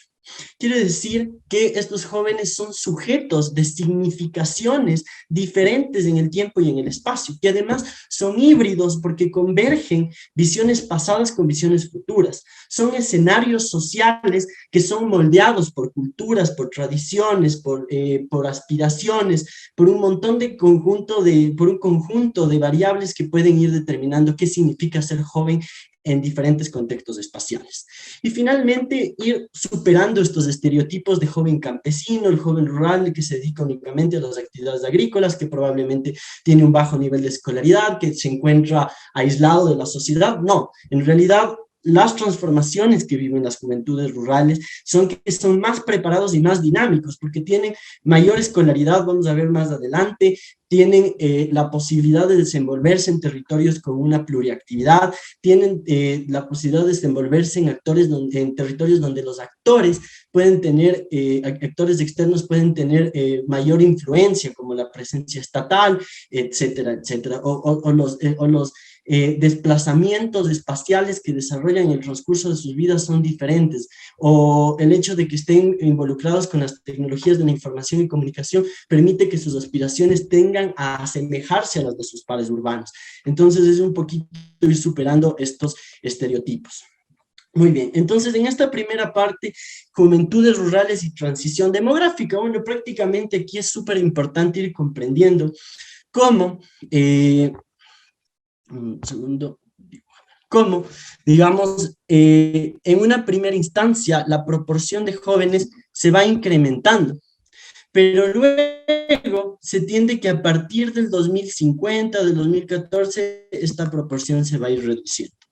Mientras que podemos ver que el proceso de adultos mayores es un proceso de envejecimiento continuo que se va desarrollando en la realidad, que es mucho más fuerte que en el espacio urbano. Y esto se debe, evidentemente, porque hay que contextualizar qué significan las juventudes dentro del marco del bono demográfico. El bono demográfico simplemente quiere decir que la población potencialmente productiva, es decir, aquella que está en edad de trabajar, crece más rápido que la población consumidora, es decir, adultos y jóvenes. O sea, entonces, esto puede significar un reto y una oportunidad evidentemente para aumentar tasas de ahorro, aumentar el crecimiento económico, la producción, pero un reto porque evidentemente son muchos más jóvenes rurales, se encuentran mucho más preparados, entonces se requiere de consolidar políticas de empleo que permitan que ese crecimiento de esta, digamos, mano de obra sea absorbida por oportunidades de empleo y oportunidades de empleo de calidad, como vamos a ver más adelante. Entonces, ¿cuáles son estas principales transformaciones que se vienen desenvolviendo entre los jóvenes? Aquí es importante contextualizar al concepto de territorio desde una perspectiva de la totalidad social, o probablemente como plantea Soja, sobre esta perspectiva de la trialéctica, ¿no? Esta relación dialéctica entre territorio y el joven rural. Así como han habido transformaciones territoriales que configuran a los jóvenes rurales, las transformaciones en los jóvenes rurales también configuran al territorio y al espacio en el que se desenvuelven. Entonces, los territorios rurales en el marco de la globalización, de esta nueva realidad, han tendido varias transformaciones que van sobre todo en la lógica de la consolidación de territorios pluriactivos, donde ya no solo se puede hablar de ramas de producción agropecuarias en la realidad, sino que existen otras ramas productivas. La consolidación de cadenas de valor globales que son monopolizadas en los territorios a partir de agronegocios y agroindustrias. Y por supuesto, el tema de la difuminación de los límites urbanos y rurales. Entonces, en esta primera lámina podemos ver, este fue un paper escrito a partir del análisis de la Encuesta Nacional de Empleo y Desempleo, Subempleo en el Ecuador, la ENEMDU, donde vemos que los jóvenes tienden ya en relación a los adultos a ubicarse, por ejemplo, en el Azoay apenas en un 24% a actividades agropecuarias, versus las industrias manufactureras, donde ya representa el 28% del empleo de estos jóvenes rurales. Pero podemos ver también que hay territorios como Pichincha y Guayas. Bueno, aquí estamos analizando las tres principales provincias un poco por la representatividad estadística de la muestra, entonces únicamente se podía analizar en estas tres provincias, donde este porcentaje de jóvenes que están vinculados al agro todavía es alto. Y esto se debe precisamente a que todavía existen en estos territorios como Pichincha y Guayas el auge de industrias que están catalogadas dentro de las exportaciones tradicionales y no tradicionales.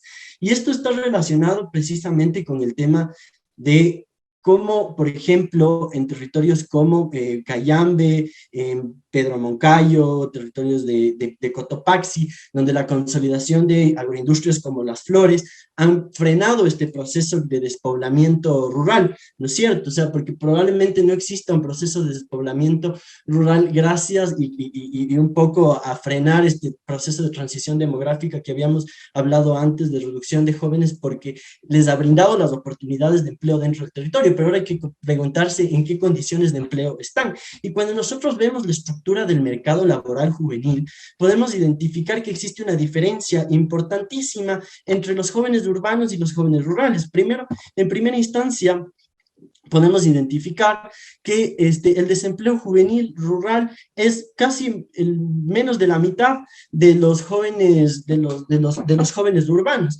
Entonces, ¿dónde está la gran fuerza y la gran problemática? Está en este deterioro de la calidad del empleo, sobre lo que tiene que ver con el empleo adecuado. Y si vemos ya en contexto, otra de las cuestiones importantes tiene que ver con el empleo no remunerado. Y esto quizás es uno de los impactos más fuertes que ha tenido la pandemia en el mercado laboral juvenil rural, en el marco de que probablemente este incremento de un 26% de los jóvenes que estaban vinculados al empleo no remunerado tenga que ver con estrategias a nivel de jóvenes y de las familias de reincorporación a las estructuras de la agricultura familiar campesina. También considerar que esta estructura del empleo no remunerado es algo que también tiene que ver muchísimo con las mujeres jóvenes rurales.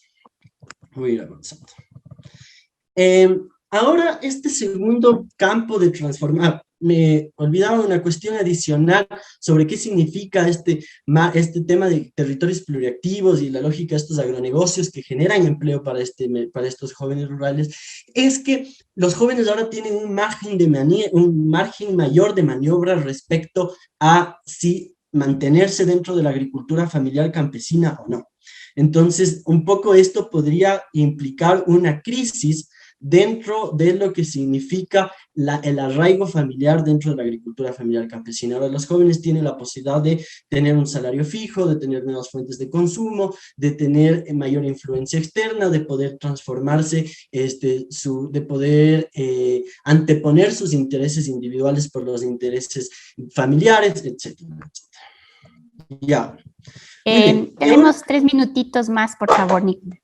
Ya, la segunda transformación importante tiene que ver con las relaciones campo-ciudad, un poco estos límites urbanos y rurales cada vez más difusos, porque la ciudad no solamente se está expandiendo desde una perspectiva física, sino también desde una perspectiva cognitiva. El hecho de disponer de transporte, de líneas de transporte, vías, telecomunicaciones, hacen que estos referentes simbólicos de los jóvenes rurales tienden a asemejarse a los de los jóvenes urbanos.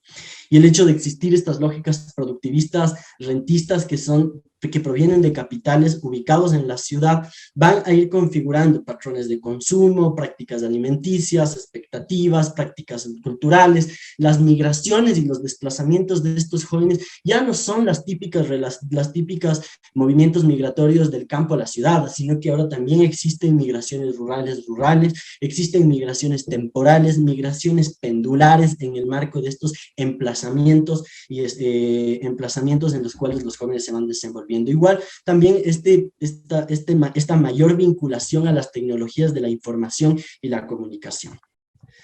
Finalmente, para ir explicando un poquito estos desafíos en el desarrollo territorial, la escuela francesa define al desarrollo territorial como esta suerte de actores extraterritoriales y territoriales que de forma coordinada establecen un activo específico del territorio para revalorizar ese territorio, para generar ventajas competitivas. Es decir, presentarse dentro del mercado como territorios que tienen una identidad con productos, servicios que se basen en una particularidad específica de ese territorio.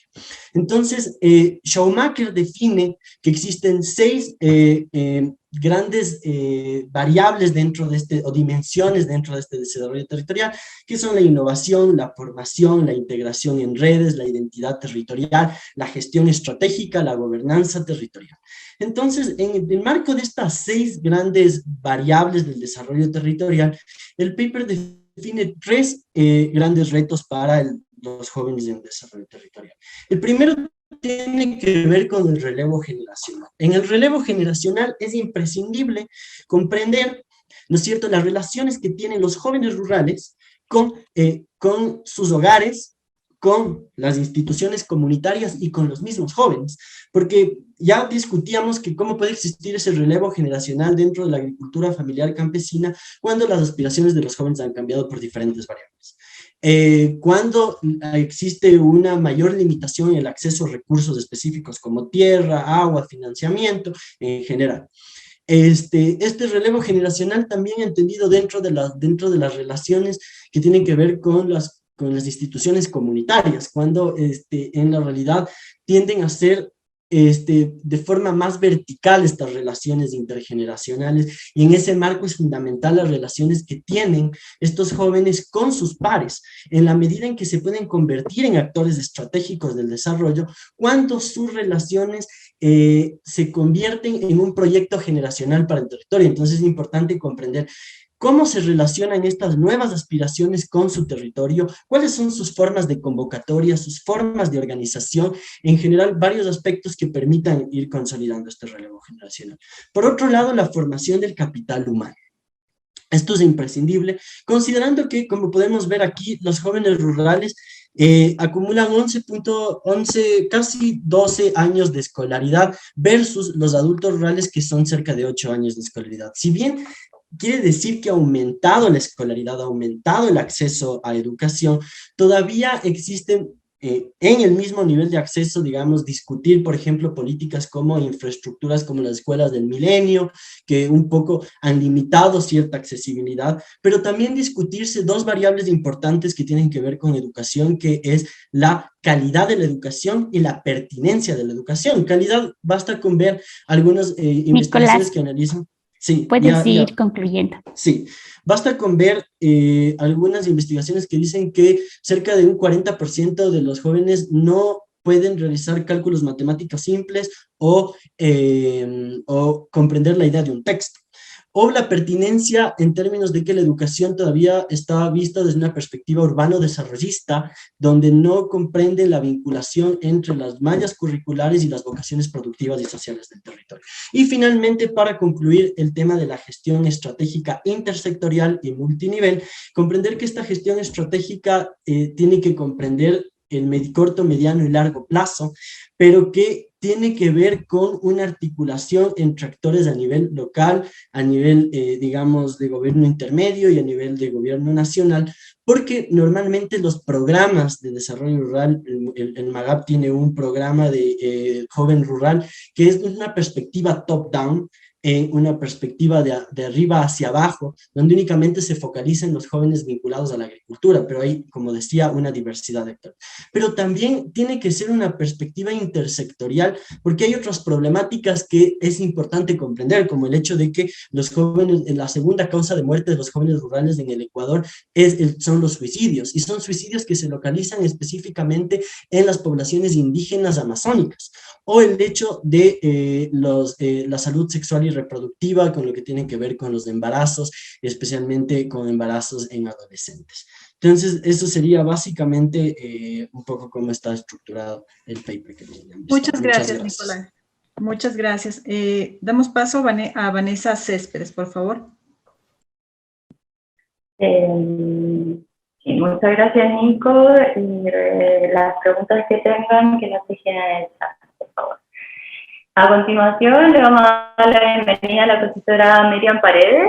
Miriam Paredes tiene un doctorado en Sociología por la Universidad de Wageningen, en los Países Bajos, y un postdoctorado por la misma universidad con un fondo de la Real Academia de Investigación de Holanda.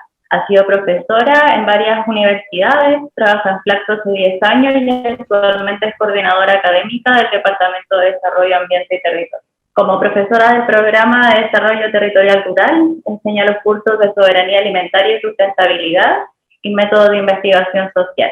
Su área de investigación es la soberanía alimentaria y su entramado en la economía del cuidado. Ha publicado más de 40 artículos académicos, capítulos de libros y libros en el área de soberanía alimentaria. Y la presentación que a continuación nos mostrará es parte de los resultados de la investigación de un consorcio de universidades de Canadá y Ecuador, que obtuvo el premio al mejor artículo de la tercera Conferencia Internacional de Agricultura y Alimentación en una sociedad urbanizante, del 17 al 21 de septiembre del 2008 en Porto Alegre, en Brasil. Así que adelante, Miriam. Muchas gracias, Vanessa. Por favor, yo sé que tengo muy poquito tiempo, así es que me cortan cuando es necesario, porque tenemos que terminar a tiempo para el webinar, al cual les invito de paso a todos los asistentes, que será a las 11 de la mañana. Bueno, les voy a explicar rápidamente la línea de investigación en soberanía alimentaria y sustentabilidad de la maestría en desarrollo territorial rural. En esta línea de investigación hacemos estudios de heterogeneidad social, agroecología, redes alternativas de alimentación, redes de cuidado, y mi investigación actual, que involucra a muchos de los estudiantes que están en mis talleres de tesis, es patrones de consumo alimentario en el campo y la ciudad y su relación con la salud del cuerpo-territorio. Rápidamente, los estudios de heterogeneidad implica la identificación de diferentes patrones de desarrollo. Se utiliza para esto métodos quali y quanti, y se va buscando desarrollo endógeno y hacer recomendaciones de política pública plurales. Aquí tengo algunos ejemplos. Por ejemplo, vamos identificando diferentes patrones de tecnología con el mismo resultado de producción. Aquí tenemos diferentes patrones de producción y consumo de granos andinos en Cotopaxi, o acá tenemos un ejemplo de desviación positiva en el uso de plaguicidas en el Carchi. Estos son no solamente algunos ejemplos. Ahora les voy a presentar rápidamente algunos resultados de nuestra última investigación en la territorialización de patrones de consumo alimentario. Esta es, como les había mencionado Vanessa, la investigación resultado de un grupo de investigación en un consorcio que tenemos con universidades de Canadá, Flaxo y la PUCE del Ecuador.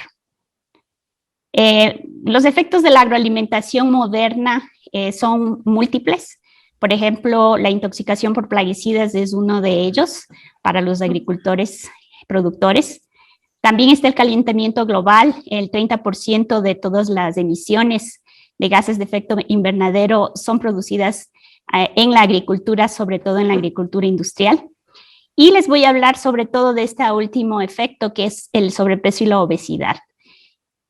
A continuación. Algunos conceptos son la transición alimentaria. Ustedes pueden buscar varios autores. Por ejemplo, para Latinoamérica está Monteiro, Carlos Monteiro, de Brasil. Él habla de la transición alimentaria como una relación entre el aumento de ingresos en la población, ¿sí? Y esto además implica una migración del campo a la ciudad con cambios en el empleo, ¿no? Esto provoca cambios en la dieta, trabajos más sedentarios con poca actividad física, lo cual al final termina teniendo varios efectos en los territorios, como territorios más obesogénicos y cuerpos enfermos. Para darles un ejemplo, en el Ecuador, 6 de cada 10 adultos padecen de obesidad y sobrepeso. Y la razón por la que nos preocupa es porque estos son la base para las enfermedades crónicas que están relacionadas, por ejemplo, con enfermedades del corazón, enfermedades circulatorias, enfermedades de hipertensión arterial y diabetes. Todas estas están relacionadas con la dieta. Es decir, en este caso, en el Ecuador, 6 de las 10 primeras causas de muerte se deben a enfermedades crónicas. Los efectos implican el 24% de muertes ahora en el Ecuador se deben a estas enfermedades. Por supuesto, tienen una interacción altísima con el COVID, que ya les voy a explicar, y además implica 1.6 billones de gastos públicos. La obesidad y el sobrepeso son el primer factor de hospitalización por COVID-19. Ustedes pueden revisar este link en estudios en Nueva York. Van a ver muchas noticias en el Ecuador de esta relación altísima. Digamos, es lo que pasa en Nueva York también pasa en Ecuador respecto de obesidad y sobrepeso. ¿Cuáles son algunos cambios en la dieta en el Ecuador? Básicamente, en los últimos años hemos cambiado de una dieta basada en plantas a una dieta basada en carne, ¿no? Los ecuatorianos en los últimos 10 años han aumentado 7 veces más el consumo de carne de pollo principalmente. Además, un muy bajo consumo de frutas y verduras frescas, que se debería de consumir alrededor de 300 gramos diarios. En el Ecuador consumimos un poco más de la mitad, cerca de 180 gramos diarios.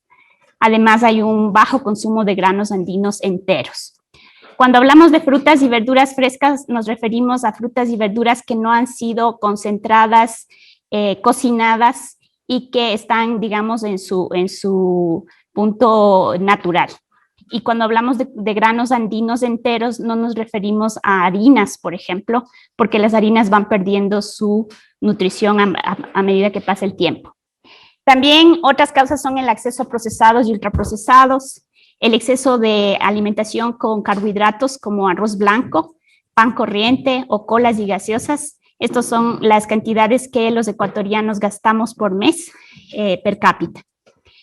También el azúcar, grasas saturadas y sal son cosas que hemos aumentado en los últimos años en nuestro consumo. Ahora, ¿qué significa consumo? ¿Cómo se define consumo? Consumo son todas las actividades de apropiación y apreciación de bienes, productos, servicios, actuaciones, información, sobre los cuales elegimos activamente. En este momento, todos los que estamos aquí sentados en esta presentación estamos consumiendo Internet, estamos consumiendo computadoras, pantallas, etcétera, ¿no? Entonces, consumimos constantemente espacios. No necesariamente el consumo implica comprar. el consumo es una forma de territorialización. Ahora, ¿qué es consumo responsable? El consumo responsable es ese consumo, pero de acuerdo a principios de justicia social, sustentabilidad y solidaridad. Esa es como se define. Le queda 2 minutos, por favor. Gracias. Entonces, voy a pasar rápidamente a la última parte. Los consumidores tenemos un gran poder dentro del Ecuador porque gastamos en comida y bebida 16 veces más que toda la cooperación internacional. Aquí podemos ver nuestro consumo. Alrededor de 5.000 millones de alimentos y bebidas aún se comercializan por fuera de la agroindustria. Aquí podemos ver en dónde estamos comprando nuestros alimentos. Aún en las peores crisis, el consumo de alimentos en Ecuador es superior a cualquier otro tipo de consumo. Aquí vean, el consumo de alimentos es la línea azul, que siempre es más alta que los otros consumos. Voy a pasar rápidamente. Un poco la pregunta de investigación es cómo se territorializan los patrones de consumo y cuáles son las lecciones frente a las pandemias que estamos sufriendo. Hicimos un estudio con consumidores, con encuestas y georreferenciación a 3.000 hogares al azar y 9.000 hogares y 900 hogares en ferias agroecológicas. Estas son las preguntas que les hicimos. También hicimos estudios con etnografía. Estas son las preguntas que les hicimos. También calculamos un índice de consumo responsable. Uno de los resultados es que el 30% de la gente de 18 a 40 años comen comida chatarra. El 30% no comen esa comida procesada y chatarra y 5% compra en mercados agroecológicos. Las familias que consumen en ferias agroecológicas consumen más frutas y verduras y tienen indicadores de salud muchísimo mejores que aquellos que no consumen en ferias agroecológicas. Aquí vemos cómo se está territorializando. Los supermercados son los triángulos rojos, las ferias agroecológicas son los verdes. Las lecciones frente a las pandemias. El consumo responsable basado en la producción agroecológica provee beneficios vinculados a la salud de los consumidores.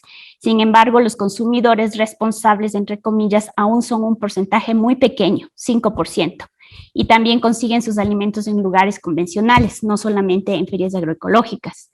Esto explica una territorialización parcial de esos patrones de consumo. El enfoque en organizaciones de consumidores y no solo de productores tendría mejores resultados en la territorialización del consumo responsable si es que trabajamos con consumidores y no solo productores. Y a nivel de política pública, tanto la producción como el consumo responsable son una base importante para la estrategia de reducción de la pandemia del sobrepeso y obesidad y de los riesgos de hospitalización por COVID-19. Aquí les dejo con esta dirección en donde pueden encontrar un espacio para involucrarse en redes de consumo responsable de alimentos. Muchas gracias. Muchas gracias, Miriam. Damos paso, por favor, a María Antonella del Vecchio. Muchas gracias, Carolina. Bueno, nuevamente buenos días con todos y con todas. Muchas gracias por acompañarnos en este segundo día de las jornadas de investigación. Para continuar con la programación, tendremos la oportunidad de escuchar a Andrea Castillo, quien nos hablará sobre un análisis socioespacial de circuitos cortos de comercialización de alimentos agroecológicos en el Distrito Metropolitano de Quito, el cual se trata de un estudio de caso cooperativo surciendo redes y sabores. Andrea Castillo tiene más de 10 años de experiencia en planificación territorial, es experta en desarrollo rural, agroecología, consumo responsable, comercio justo, mapas parlantes, elaboración de metodologías y de planes de desarrollo y ordenamiento territorial. Asimismo, cursó la maestría en desarrollo territorial rural en nuestra sede de Flaxo, Ecuador. Andrea, contarás con 15 minutos para realizar la presentación. Faltando 5 minutos, se te notificará a través de un mensaje directo. En honor al tiempo, no podremos realizar una ronda de preguntas, por lo que invito a todos los participantes a enviar sus preguntas a través del chat, acompañado con su correo electrónico con el fin de responderles más adelante. Bienvenida, Andrea.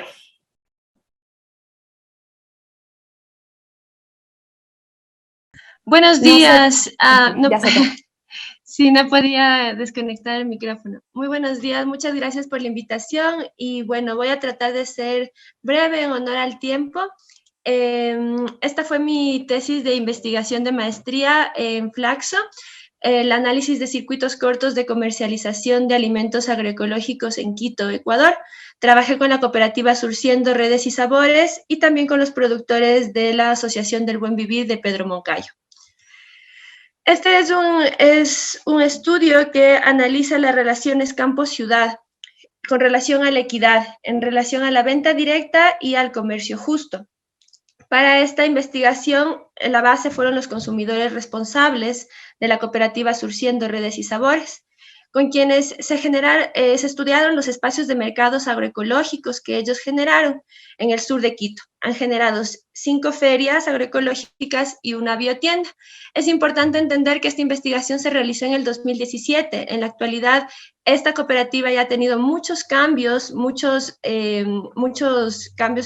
especialmente ahora con el COVID, con relación a las estrategias que se van a presentar actualmente en esta investigación. Pero esta investigación muestra las bases de cómo empezó Surciendo, con sus relaciones campo y ciudad. La primera relación que ellos tuvieron de comercio justo fue con los productores de Pedro Moncayo, Pacto, Pelileo y Píllaro. La intención de ellos fue que las poblaciones de estratos sociales populares se puedan alimentar de forma saludable. Para esta investigación, la pregunta que se pretendía responder era de qué manera los consumidores de la cooperativa Surciendo Redes y Sabores logran acceder a circuitos cortos de alimentos agroecológicos en un ambiente de inequidad socioespacial para mejorar las relaciones campo-ciudad. En este sentido, teníamos dos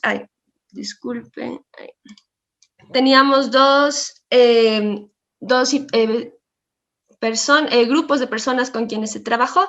El uno fueron los productores y el otro los consumidores. Previo al trabajo, tendríamos estos 3 objetivos de investigación.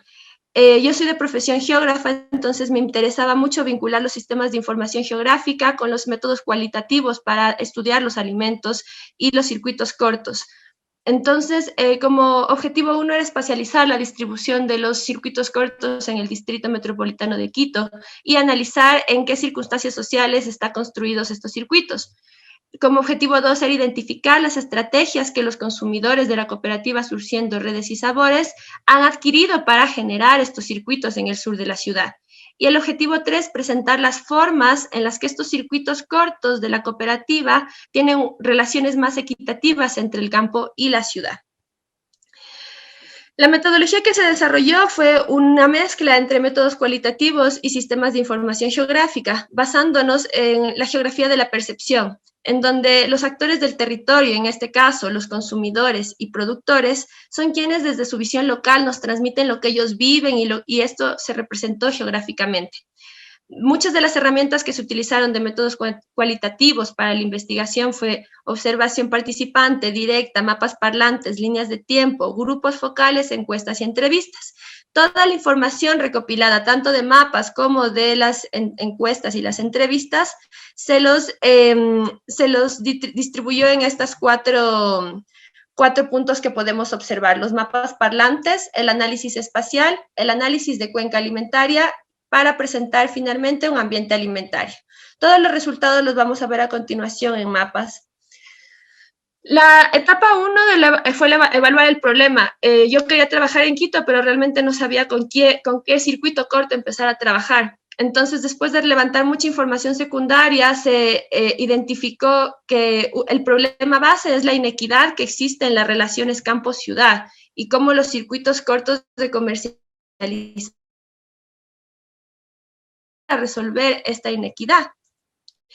En la etapa 2 se genera un trabajo de campo en donde se genera un mapa diagnóstico, al cual lo llamo así, para realizar un análisis y en especial la selección de la feria, del circuito corto con el que quería trabajar.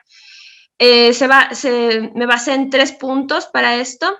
El uno, que la feria sea de una organización social; el otro, que se localice en un territorio de inequidad social y donde se pueda hacer un análisis de ambiente alimentario, y donde existan muy pocos circuitos cortos. En este sentido, realizamos el primer mapa de la población económicamente activa cruzado con las ferias que existían para ese momento. Y es así como se pudo encontrar que en el sur de Quito, donde hay una población económicamente activa, se observan muy pocas ferias agroecológicas. Y en ese punto es donde encontré a Surciendo Redes y Sabores, que es la cooperativa que me abrió las puertas para poder trabajar con ellos y generar esta investigación. Posteriormente, para la etapa 3, que es la generación cartográfica y el análisis socioespacial, en este punto se realizó mapas parlantes, que es una de mis especialidades, lo que me gusta mucho hacer con trabajos de desarrollo rural. El mapa parlante expresa percepciones, sentimientos de actores sociales que conforman un territorio. Con estos datos recolectados, más toda la otra información secundaria, se procedió a generar unos siguientes mapas de resultado que lo vamos a ver. Los resultados para la distribución socioespacial de los circuitos cortos que quería identificar en Quito tenían los siguientes problemas. Las personas del sur de Quito, para acceder a alimentos, debían movilizarse cerca de 2 horas para llegar a una feria. Los precios se encontraban muy elevados para su economía. La mayoría de productos de procedencia agroecológica o orgánica solo los podían encontrar en supermercados y muy pocos. Y existe para ese tiempo una falta de circuitos cortos de comercialización. En este sentido se realiza el primer mapa, que es la distribución socioespacial de los circuitos cortos de Quito urbano, donde podemos ver que en rojo se encuentran la accesibilidad, es decir, los barrios, las parroquias urbanas donde hay bajo o no existe acceso a alimentos agroecológicos. Podemos ver en amarillo donde existen parroquias que tienen acceso medio y en verde parroquias que tienen acceso alto. Después con puntos vamos a observar que tenemos una concentración alta en verde, verde oscuro y verde claro de ferias agroecológicas y una concentración baja, que son estos puntos en el norte y en el sur de Quito. En este sentido, se pasan los análisis del mapa a porcentajes y tenemos que en Quito urbano el 78.13% de la población no tiene accesibilidad a productos agroecológicos. Continuando con la metodología, en el segundo objetivo me interesaba conocer las estrategias, cómo logró la cooperativa Surciendo Redes y Sabores alcanzar a tener un acceso, aunque sea bajo, pero tener un acceso en el sur de Quito. Y sus estrategias se basan en que son una organización social de consumidores responsables, que se formaron en el 2016 en los barrios de La Mena, San Bartolo y Solanda. Esta organización social está fortalecida bajo una directiva barrial, trabajan con agentes de pastoral, grupos de la tercera edad, y se forma en ese tiempo la Preasociación de Consumo Responsable Surciendo Redes y Sabores, para en el 2017 generar la cooperativa. Rebay en el 2010 en sus investigaciones señala que en el Ecuador existen iniciativas aisladas y de poco alcance para alimentar a toda la capital del Ecuador. Es decir, que se necesita mayor número de iniciativas agroecológicas en el mercado para que se genere este encuentro entre el campo y la ciudad. Y Surciendo es lo que está generando ahora. Estos son algunos de sus afiches y de su publicidad para la venta de sus productos. En este objetivo me interesaba conocer las estrategias. Entonces, las estrategias que resaltan con el trabajo de campo es que ellos han generado relaciones de comercio justo bajo un flujo de alimentos del productor al consumidor. Esta relación campo-ciudad, si la medimos en distancia, los productos son retirados del centro de acopio de Tabacundo y recorren al productor 187 kilómetros hacia las ferias de la cooperativa Surciendo y la biotienda. Los miembros de la cooperativa generan un ajuste de precios con los productores de la Asociación del Buen Vivir de Pedro Moncayo, donde negocian cada 6 meses que los precios sean justos, tanto para ellos como para los consumidores. Tienen un centro de acopio. Este centro de acopio genera que puedan tener un punto de encuentro entre el campo y la ciudad para llevar los productos y trabajan con barrios organizados de Quito. También son muy presentes de la presión agroindustrial que tienen las florícolas en Tabacundo y en el mapa se pueden observar. Y finalmente, lo que para ese tiempo los productores todavía podían realizar y que me parecía muy interesante como estrategia era la visita a las fincas, desde los consumidores a los productores de Tabacundo. Realizaban cada cierto tiempo una visita a las fincas. Fui parte de alguna de ellas para levantar información y creo que es de las formas en las que como consumidora una puede aprender más de cuál es el trabajo y de dónde vienen nuestros alimentos. Finalmente, para entender las relaciones equitativas entre el campo y la ciudad, se realizó este trabajo de mapas parlantes a través de una línea del tiempo, del pasado, presente y futuro, donde los dirigentes y miembros de la cooperativa Surciendo Redes y Sabores y los miembros de la Asociación de Productores del Buen Vivir llenaron esta información para saber cuál era su situación, por qué la necesidad de generar estos circuitos, cuál es la necesidad de tener alimentos sanos, de buena calidad y a precios justos. Ellos realizaron estos mapas parlantes donde podían dibujar que antes en el sur de Quito tenían alimentos de sus chacras, tenían alimentos sanos, era un bosque verde y con el tiempo, con la urbanización, todo esto se ha ido perdiendo. Se extrañaban los mercados populares que en el futuro fueron cambiando por supermercados y en la actualidad ya hay muy pocos circuitos cortos de comercialización de alimentos agroecológicos. Finalmente, el mapa resultado de estos mapas parlantes era generar el ambiente alimentario de la zona de estudio, que son los barrios de La Mena, Solanda y San Bartolo. Para esta zona de estudio nos basamos en la metodología de ambiente alimentario de Galvez et al., donde podemos dividir el ambiente alimentario en cuatro categorías: el doméstico, organizacional, público y de restauración. Esta presión que vemos como un círculo en el mapa es toda la avenida Maldonado, que tiene mucho comercio en el sur, donde están los centros comerciales, donde hay universidades y hay mucha presión de la industria del supermercado.